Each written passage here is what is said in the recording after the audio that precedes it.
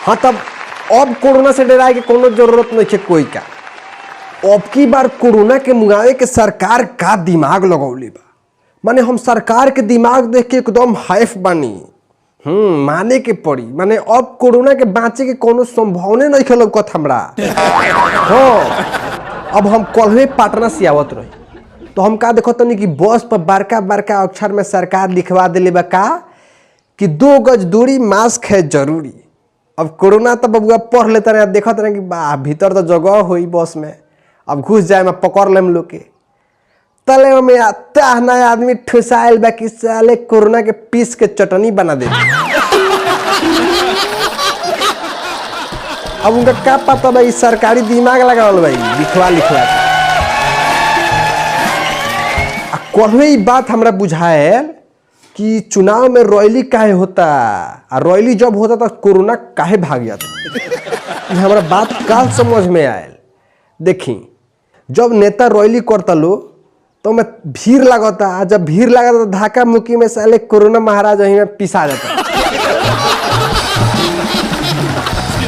वो खातिर रैली होता, लोग का बुझाता कि कोरोना फैल जाए। कोरोना कहाँ से फैली, तो सरकारी दिमाग इतना ना भीड़ कोई रैली में वही में कोरोना दबा के मुआ जी। कोरोना के मुआवे के उपाय है सरकारी दिमाग, लोग का नहीं के बुझा तो अब कोरोना बाँचे वाला नहीं। सरकार एकदम दिमाग लगैले बा, अब हमार टेंशन कम हो, कोरोना ना बचे। अब हमनी ना बाचल जी रे बबलू, कोरोना तो दिन पर दिन बढ़ते जाता आ सरकार कुछ करत नहीं खे। हाँ काका का तारा से के कह देता कि सरकार कुछ नहीं करत हैं? तू घर में नहीं बैठल बाड़ा, तनी बाहर निकल के जाके देख कि सरकार मतलब का से का करता। सारा कल कारखाना बंद करवा दिलक, मतलब का करता। तू जानता रहा कि सरकार कुछ नहीं करत। कल कारखाना बंद कर दिला से कोरोना भाग जाई कि आउरो आदमी खैला बिना मर जाई? तो भूखे नु मरी, कोरोना से ना नु मरी हैं? बात बुझो, कोरोना से नहीं के मरे देवे के, सरकारी दिमाग है। भूखे मर भी कोनो बात नहीं, कोरोना से नहीं के मरे देवे के आदमी। सरकारी अभियान चलल बा, बात बुझात नहीं के तुम लोग का बात ना बुझे का कोरोना से लेके मर देवे के। जाके हॉस्पिटल में देखो ना कैसे आदमी ऑक्सीजन बिना तरप तरप के मरता। अब देखो ये सब ने बात तुम लोग का नहीं बुझा। अब जरा कोरोना हो गइल बा ओकरा देह में तो पूरा कोरोना घुस गइल बा हैं?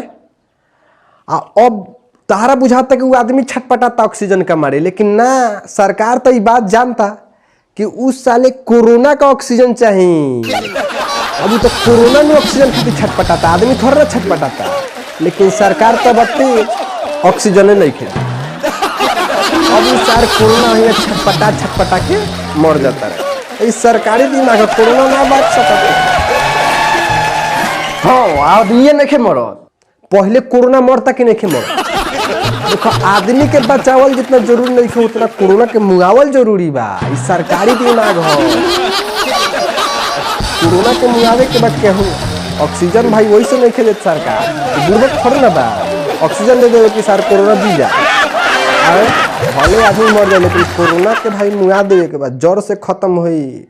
अब कोरोना के बाँचे कोनो संभावना नहीं खे, ताहना दिमाग लाग चुकल बा सरकारी दिमाग है। ऊ कैसे रे? ऊ कैसे, अभी सुनो।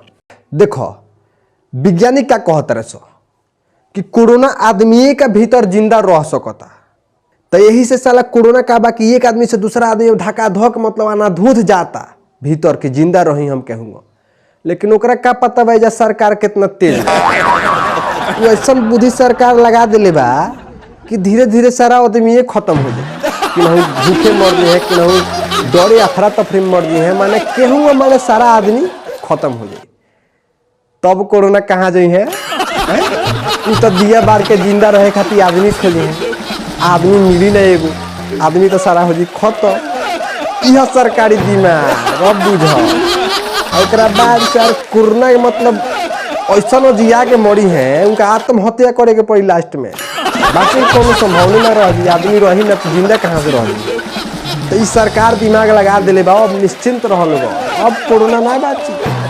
हाँ अब तो हमारा मतलब कोनो टेंशन नहीं है, अब अपन जा तनी आराम से सीते, तो हम लोग टेंशन छोड़ दो लोगन, कोरोना बाचे वाला नहीं खे।